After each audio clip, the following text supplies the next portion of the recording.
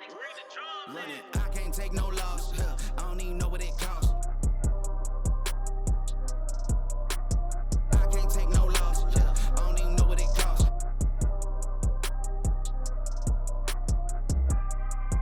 Welcome to the Mike V Project. Shit. It's a good story, man. Ready? Been ready, plan. Already. No, I'm saying. All right. So we're going to begin this one a little different, a little weird. My name is Ed. I'm the producer, director, all things extraordinary when it comes to the camera. However, this time on this side of the camera, so instead of me yelling at him off camera, now I get to record it. So this is going to be the host of your podcast, the Mike V Project. What up? And I wanted to dig in a little bit so you could understand who he is, where he's coming from, and truly see he's got a huge heart for people and for service, both his industry and just honestly just helping people if he can. And so I kind of wanted to get him, put him in the hot seat, ask him a few questions. Yeah, man. That was my seat, but you made me switch. It's all good. And so I think the first big thing would be, man, just give the people a little bit about your background, where you're from, and how you got to San Antonio. Bro, man. Awesome. Well, thanks for the intro, man. Dude, I'll give you guys the Cliff Note version, man. There's a lot. I feel like I'm 42 years old, but I feel like there's a ton of stuff that, man, got me here, and a lot of people that got me here, my experiences and but just Cliff Note version. Born and raised Southern California, grew up, married, 4 kids. I spent a lot of years, over 20 years in the fire service in Southern California as a firefighter. I was in the military, United States Army, did 1 combat deployment in Afghanistan. And we'll dig into that, how all that transpired, because I think I did, as you will see with this podcast, and we keep talking about, some of my life experiences, you'll say like, man, Mike didn't do it like that, because I didn't come out of high school and go straight to the military. I did things a lot, very unorthodox, that, the regular straight path. They were like, oh, why'd you do it like that? And I was like, oh, shoot. Like, I've been called crazy a lot. Like, dude, what are you doing? And, all my life. But that's kind of who I am and what made me and what fills that like desire to serve people and, God, country, community, family, all that stuff, man, because I really enjoy serving people, whether it been in my country, the community, my fellow citizens, whatnot. I just feel like I was given this, platform, and purpose to help as many people as I can. And that's kind of the whole reason of this whole podcast, man. As I got into real estate, again, we'll talk about how we went from public service to entrepreneurship, but it just all came about, just serving people, man, trying to get into the kingdom, and helping others, less fortunate. I'm sure we all have that story of humble beginnings, and, I do too. The struggles, the adversity, but that's what makes us. And being able to, touch people and inspire people, hopefully motivate people, into life, because everything's hard, everything's difficult. So to go back, I got here into San Antonio about 5 years ago. I was basically over the fire service. I didn't want to be, fireman Mike. My wife and I have been coming back here because a lot of her family is here. I always loved San Antonio. I was like, man, what a breath of fresh air. This place is so cool. Like, no traffic, clear air. And I the potential, I saw the potential here. I'm from Los Angeles, man. So we're like at the pinnacle, like it's Paramount, like cool city, amenities, beach, mountains, desert, Hollywood. I was raised around that stuff. So I only saw, everybody's like, oh, I came to Los Angeles because I want to be an actor. I want to, live the American dream. It's like, I was surrounded by that my whole life. So it's like, okay, cool, whatever. But coming here, it's like, man, you see the differences in people. And I still tell this to my wife, like, people are so nice to me when I first moved here. Like, even the fast food people would be like, have a wonderful day, sir. I'm like, what the fuck you saying? Like, what, bro? Like, dude, I would trip out, What's your angle? Yeah, like, hey, what'd you do my food, But that's like, I wasn't accustomed to that. And so I made it, a point when, we were deciding this, and it was kind of spontaneous. My wife was going through some stuff medically. We had our last baby. or she did, but we were doing that. I had changed fire departments, so that was like really tough on the whole family, hers, and we decided like, let's do this. If we don't do it now, like, I prayed about it, and I ended up moving here with no job, no house. We owned a couple of rental properties, but I wasn't even involved in that. Like my wife kind of took the lead on that stuff. I've always kind of been into real estate, um, but not as much as like an investor and whatnot. And once we decided to move here, again, I was like, man, like we're just gonna make it. I came here with no job, and after the first month, I was like, you know what? There's no family realtor. I was like, man, because my father-in-law was buying properties. We had other family members buying properties. I was like, what if I get my license and just do that? So I knocked it out, and then I didn't become a realtor right away because I was like, man, I need to get a job. I wasn't getting interviews. So I was like, all right, let me try this fire thing again. Like, dude, I don't really want to do it, but I need to like stay busy. And I ended up getting hired pretty easily and pretty quick. I was like, yeah, I don't want to do this, man. But I started, to kind of get into real estate on the sales side of things. So still learning, got into graduate school. So I was like, okay, let's just throw all this stuff on my plate and let's see how I can figure out all this. So, uh, yeah. So as I was really checked out of the fire service already, but I was just doing it. I was literally a paycheck fireman. It sounds like really bad to say. But I was, it was literally just a job. And then COVID kind of started, and it was like, oh man, well, one, I'm thankful to have a job, but two, I was like knocking out graduate school. I was starting my real estate stuff, also helping clients invest, buddies from California that, were looking to buy properties out here. So that's kind of how I got into like the distressed single family, you know, but at the same time working, but growing my business. So, that's kind of like the Cliff Note version, man. We can get a little bit more surgical, but yeah, that's basically it, man. No, I like that. The viewers can see already very quickly that you're a man of many talents, and that you do always want that plate full. And the minute you Yeah. take 2 bites off that plate, I see you putting 4 or 5 more pieces onto that plate as you move along. Just because we've talked several times, I do like the story of how you ended up in the Army, because I think it shows a lot about decision making, resourcefulness, like your ability to have a goal and understand, okay, not everything is linear. Maybe I need to take a parallel path, step to the side. So yeah, share the audience how you kind of ended up in the Army after being an established firefighter Yeah. in Southern California. Yeah, for sure, man. Good question, bro. And you asked that question, you articulate it so well, man. Very proper.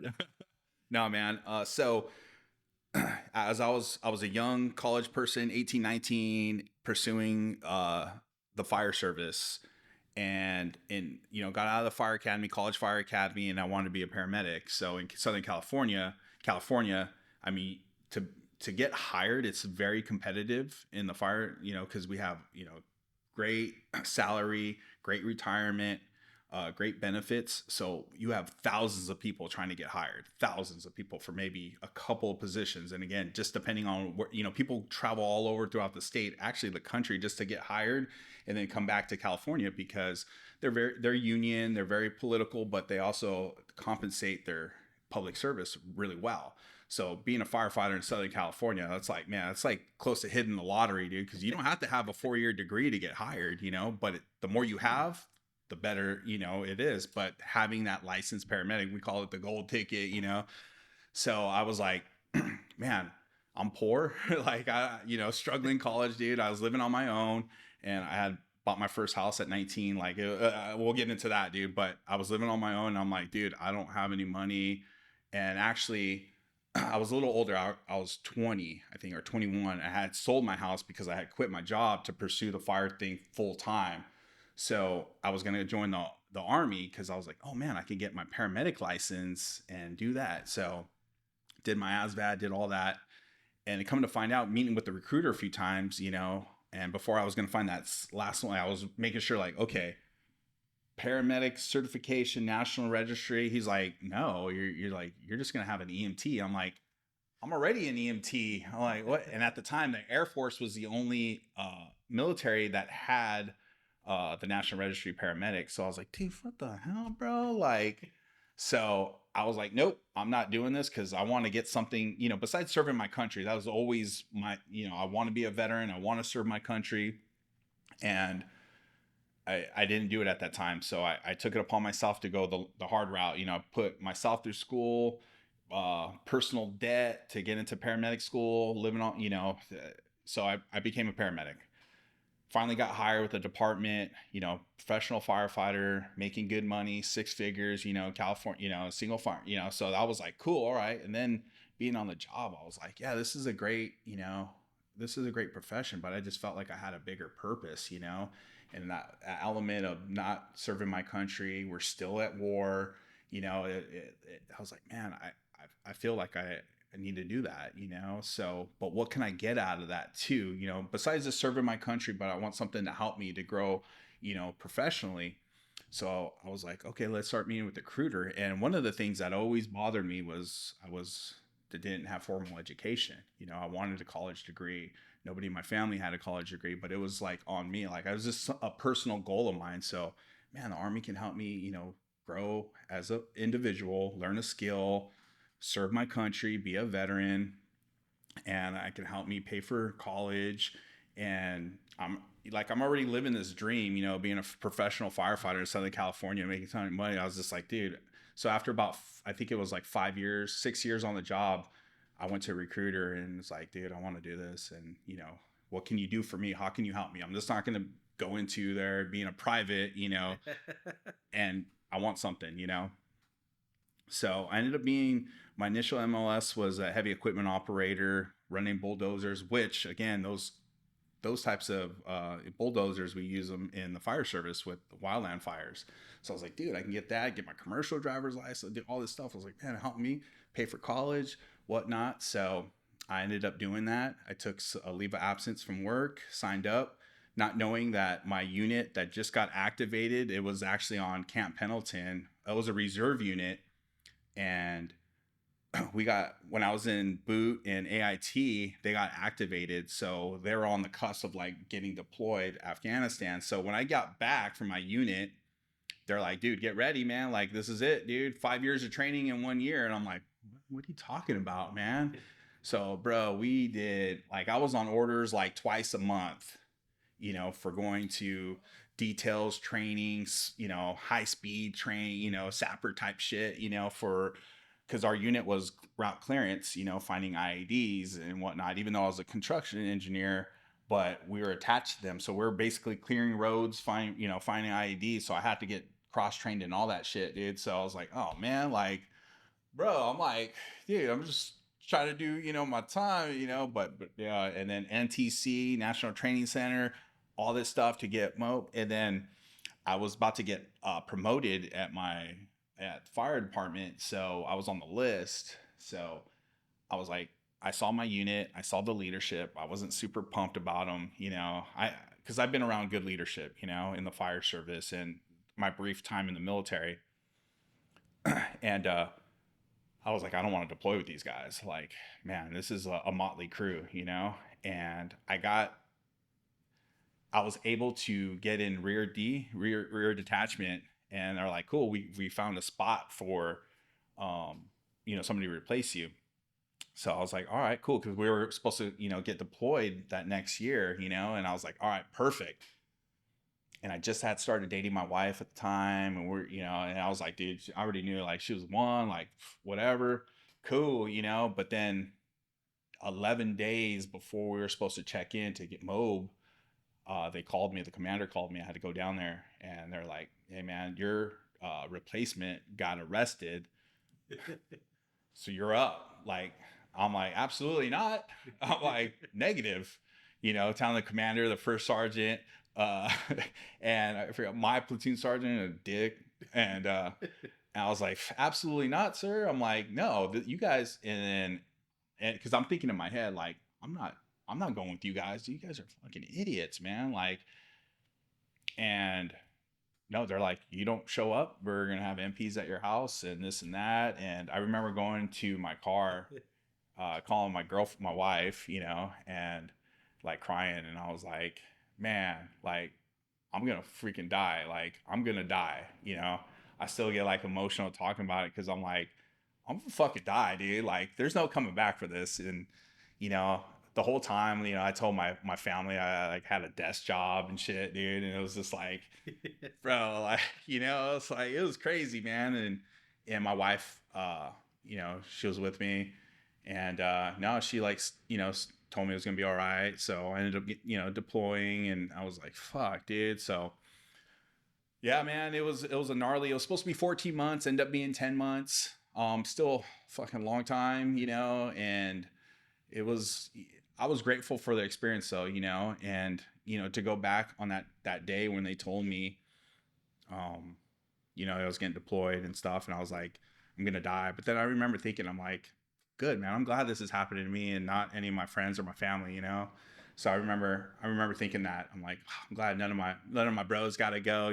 So that was pretty cool. I was like, uh yeah, so coming back from military deployment, combat, transitioning back into civilian life. I mean, you experienced it, dude. It's not easy. They prep you, the military preps you for all this, battle, combat, prepping. And I'm sorry, I'm keep hitting the desk. My director's probably like fucking like, "Ugh." We got a new director right now, debut. But they don't prep you for you when you return. They do. I think they do a poor job of helping you transition back into normalcy. Coming back onto homeland, and with your family, profession, letting you know what benefits you're entitled to, what benefits you can't. Like your schooling, you can't use two benefits at once. I didn't know that until I was freaking deep into school. Like there's just certain things that like we do a poor job. I don't know how it is now, but that's why I am so into helping veterans, especially service connected veterans, getting them that help, because I wasn't right when I came home. It's not like I saw a bunch of stuff, but I experienced a lot of stuff. And I mean, just imagine being on edge every day, that you're awake, even when you're asleep. Like you don't sleep well. I was in a combat zone.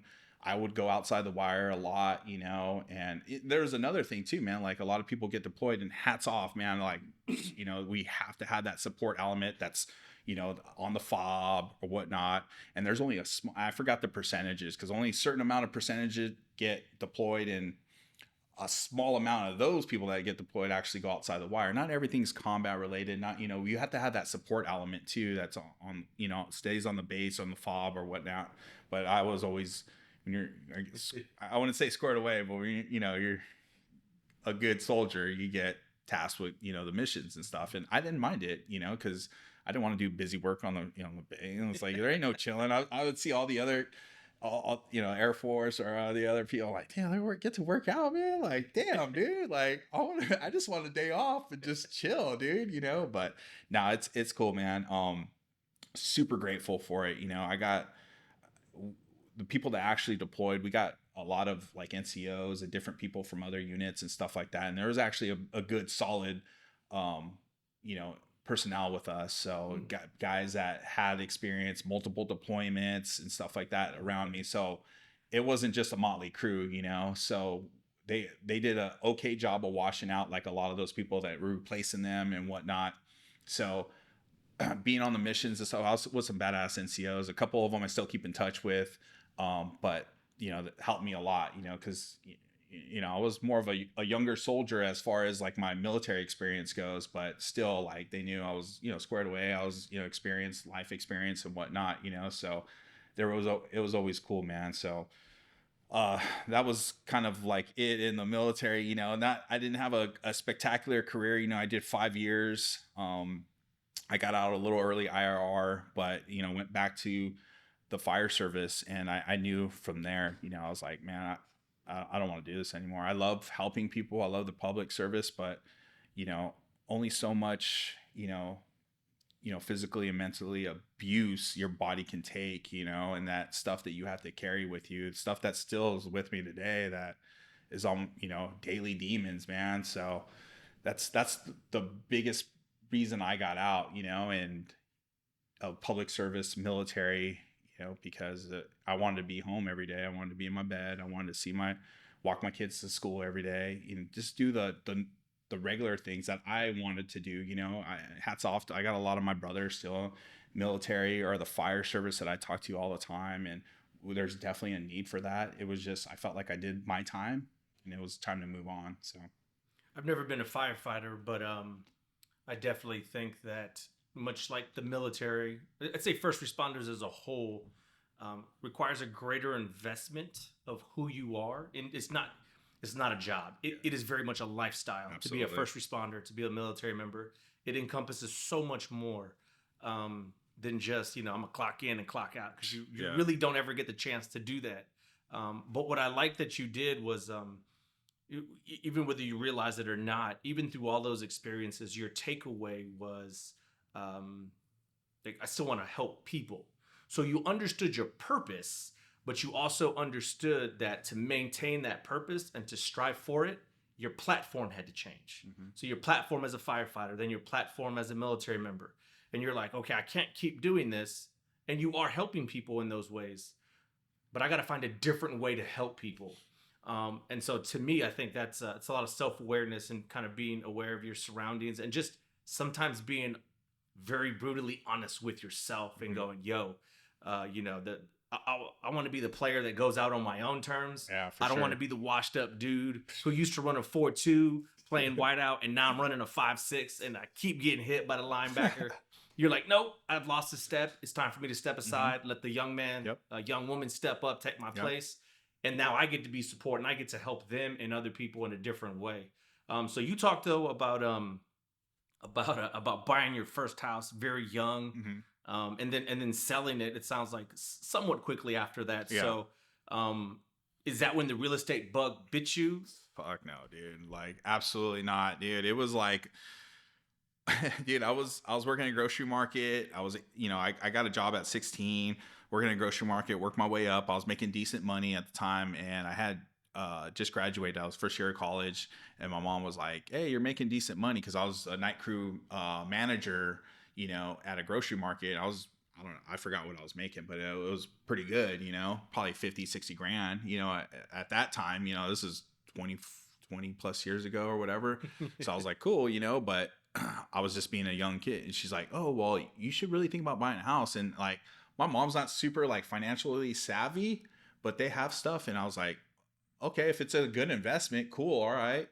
I didn't realize she wanted me to move, I was like, oh man, this is cool. I like my house, 'Cause I'm in college. Like, that's and she helped me. It was like $132,000. She helped me with the down payment, which was like, $13,000 or something. And she's like, when you sell this or whatever, you pay me back from this. So I was like, okay. I did not look at the house. I didn't go anything. I was like, you find it, search it, whatever. And I literally, dude, signed papers, was approved, signed papers. And I didn't see the house until I got the keys. And I was like, I opened the door. It was a little house in Los Angeles, dude, Downey, California. And I remember opening the front door. I was all, where the fuck is the rest of the house, dude? I'm like, holy crap, dude. So long story short, there was like a back garage. I converted that. We did some little renovations. I had my sisters move in with me, help me like offset it, but I didn't realize about like house hacking. I was like, hey, move in with me and we all just pay for it and we all split it, And that's when I started pursuing the fire thing. And when my job wouldn't allow me to take time off to go to the college fire academy, because you had to do a college fire academy to get hired, your firefighter 1. I was like, dude, fuck this. I'm gonna quit this. But not having the ability to know that, I didn't know about refinancing. I didn't know about house hacking. I didn't know that I could rent out the other rooms to other people, because I was like, oh, if I don't have a job, the bank people are gonna find out and they're gonna say, nope, you gotta go. I didn't know that I'm already approved for this. I can just rent it out and live somewhere else. I can couch surf, I had no idea. I was so financially illiterate, not smart, not real estate. I wasn't interested, because it was always, you got to get this goal of being a firefighter. So that was it. I sold it off like within 2 years. made a little bit of money, but again, we split it, paid my mom back, sisters, we all took a little bit, after closing costs and all that stuff, we barely had enough. And I was like, all right, cool. That house ended up selling for like, because that's when '04 came around and that big boom before the crash of '08. Right. So there was a big boom before that in LA, skyrocket. So that house ended up being almost $300,000 more in 2 years after. Yeah. So it was like a small little house, dude. It was like, oh my gosh. Again, not knowing anything. So once I became a firefighter, all this stuff, I always had a house, but it was always like tax write-off. Like that's all I knew. I didn't know anything about strategies or anything like that. I wasn't interested in it. I didn't know about, managing money. I didn't know about financing. I didn't know about LLCs. I didn't know anything like that. I wasn't interested until, again, basically when I moved here. And that's kind of how all that journey began. Man, so I've known you a while, and seeing how you bring facets from all of your previous, whether it's Army, whether it's engineering, whether it's firefighter, school. When I met you, you were knee deep in a graduate degree trying to collapse at the finish line. Dude, so tough, dude. So tough. I barely graduated too. Let me put that. You graduated. That's all that matters. No, as long as you get that piece of paper, you're like, hey, I got a master's degree. You had to have a 3.0 GPA to graduate. I had like a 3.071 or something like that, dude. I scraped for that. But that's my life, man. Nothing comes easy, and that's why I appreciate it a lot more. It's like, it's that tough, that grind. It's always been a grind, and I don't know. I guess I thrive off of that. I mean, dude, I'll complain. My wife will tell you, dude. She's like, dude, don't freaking complain. You brought this. It's self-inflicted. And I'm like, she's right. I know it. And, I've heard a handful of things that your wife has told you, and I want to say she's one wise beyond her years, but yeah, it sounds like she's definitely keeping you honest, and that's from knowing you, that's probably not only good, for but sure needed. Yep. Yeah, we're like the complete opposite, but when she drops knowledge or she's telling me like, hey, shut up, or hey, I'm like, oh yeah, you're right. Yeah, you're right. Yeah, I know my lane. So you've taken all this experience. Even the short time I've known you, I've seen you change brokers, change focus, and kind of as you're leveling up, right? And then we sit down and you tell me, hey, I want to do this thing where I talk to people and I interview them, and then you video it and we put it out. And I was like, oh, you want to do a podcast? And you was like, no, I don't want to do a podcast. What I want to do is I want to interview people. And like the more you described it, it sounded like a podcast. It didn't quite understand. So after me kind of pestering you and you realizing like, okay, you can call it whatever you want. This is what we're going to do. Just, I need you to film it and edit it. And I was like, okay, cool. What's your purpose? Like, what's the takeaway you want your viewers to have as they watch the content you put out, whether it's your social media, your YouTube, but especially from the episodes as you bring in guests and they get to speak to their expertise. What do you want people to take away? No, man, awesome. And backtrack a little bit. Yeah, man, I was really fighting you on that whole podcast, dude, because I'm seriously not that guy, man. I never felt like I was the guy in front of the camera, like, hey, what's up? Check me out. Like, buy a house. I'm like, dude, that's not how I roll, man. Like, you need help. Let me help you. If you want assistance or education or knowledge in that, entrepreneurship, let me help you as best as I can. Like, I hate withholding knowledge, and it goes back to the fire service. Like, I didn't want to let that rookie firefighter, crash and burn, dude. Like, dude, I got to make sure he goes home to his family. I got to make sure he has the tools to be successful. So when he grows and is a senior firefighter, he's teaching those other people, the do's and don'ts and how to stay alive to go home. Cause that's the goal. Like, dude, it could be, 0 to 100 and in a shitty situation, and having that knowledge and that training and that muscle memory, so for me, I didn't like withholding information. And that's what I felt like. I've been telling a lot of people that like this whole podcast thing was just like, I felt like I was doing a disservice to people that I know, my clients, past, and, whoever works with me in the future. Like, I just felt like I always felt like I could know more for sure, but I just felt like the stuff that I have, the tools that I have, and the relationships and the resources and the networks that I've already created, like I was doing a disservice holding that back. And people, especially with COVID, doing the whole new entrepreneur thing, I left my W-2 and officially retired from the fire service to pursue real estate. But there's so many different portals of real estate. And, everybody's got to live somewhere, so everybody's involved in real estate, whether you like it or not, but I found out just like, and again, I reiterate to the fire service, because I spent a lot of years there. I was super passionate about it. I actually loved it. But like I said, it was time to leave and time to move on. I had a bigger calling. But with real estate, it's the same way. There's so many different avenues that you could take to make revenue. And that's what I was just trying to showcase to people. But I wanted people to resonate, with obtainable individuals like myself. I'm like not, super balling. I'm not like at this peak where it's like I don't resonate with that person that wants to start real estate tomorrow, and that was the biggest purpose. Everybody, that was one of the main questions people were asking me, like, how do I get into real estate? How do I start? How much money do I need? Where do I begin? And I mean, those conversations last, especially if they're not from here, those are 30, 60-minute conversations, because I just give them information. I give them facts, and it makes me some guru, but it was just about providing knowledge to people. And that's why I want, the guests that we have on here are going to be able to, you're going to be able to resonate. People out there be like, oh man, I'm in that guy's shoes. I could do what he's doing. Or that guy, Mike, dude, I could do what he's doing. Like, man, and there's so many people, especially first responders, healthcare workers that have reached out to me, teachers, like, man, dude, I'm like over this, dude. I want to get into something else. I want to be my own boss. I'm just scared. I'm nervous, and that was the whole purpose behind this. I was like, yeah, everything's scary, everything's hard, but we have to choose our hard. We have to choose our, we have to tackle. Only thing we fear is fear itself. Like let's do this together. Let's go on this journey together. Let me help you if I can. If I can't, I'm gonna let you know. Like, hey, this is what I know. This is what I don't know. So, yeah, that was the whole meaning behind this podcast and whatnot, man. So I hope somebody, if it's just one person getting something out of this, or resonate with one of our guests, that's the whole purpose of this, man, because I felt super weird. I felt super like, man, I don't want to be in front of a camera. I don't want to be talking. I don't know what I'm doing, but having like-minded individuals around me, I mean, dude, you helped me out so much, dude, on this journey, but being able to provide value to people and helping people, man, just have that platform, dude. So. Yeah, I think you've surrounded yourself, starting with your wife, with good people that you understand are going to tell you what you need to hear, maybe not what you always want to hear. Mm-hmm. I think the biggest thing for me is I don't ever want to do anything. I don't want to produce anything I don't believe in. I don't want to put my name on anything that I can't be like, yo, that's a solid product, or that gentleman, that lady, man, they're on fire. That's something I want to.